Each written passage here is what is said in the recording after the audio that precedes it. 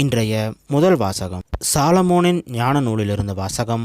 அதிகாரம் 7 வசனம் 22 முதல் அதிகாரம் 8 வசனம் 1 முடிய.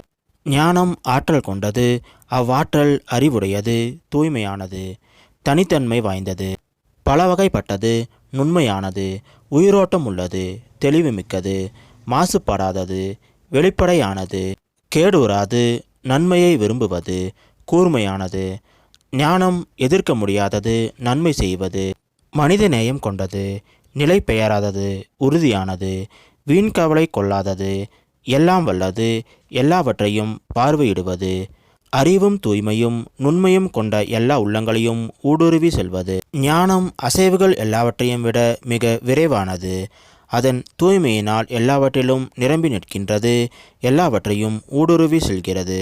ஞானம் கடவுளின் ஆற்றலிலிருந்து புறப்படும் ஆவி, எல்லாம் வல்லவரின் மாட்சியிலிருந்து எழும் தூய வெளிப்பாடு. எனவே மாசுபட்டது எதுவும் அதனுள் நுழைய முடியாது. ஞானம் என்றுமுள்ள ஒளியின் சுடர், கடவுளது செயல்திறனின் கரைப்படியா கண்ணாடி, அவருடைய நன்மையின் சாயல்.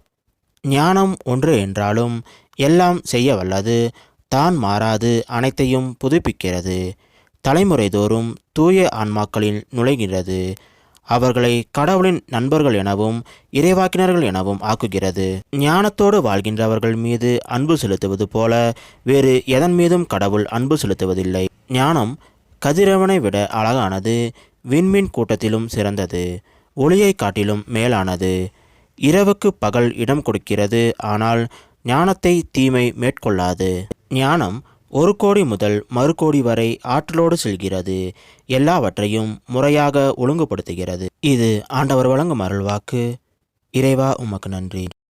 இன்றைய நற்செய்தி புனித லூக்கா எழுதிய நற்செய்தியிலிருந்த வாசகம். அதிகாரம் 17 வசனம் 20 முதல் 25 முடிய. அக்காலத்தில் இறையாட்சி எப்போது வரும் என்று பரிசேயர் இயேசுவிடம் கேட்டனர். அவர் மறுமொழியாக, இறையாட்சி கண்களுக்கு புலப்படும் முறையில் வராது, இதோ இங்கே அல்லது அதோ அங்கே என சொல்ல முடியாது, ஏனெனில் இறையாட்சி உங்கள் நடுவிலேயே செயல்படுகிறது என்றார்.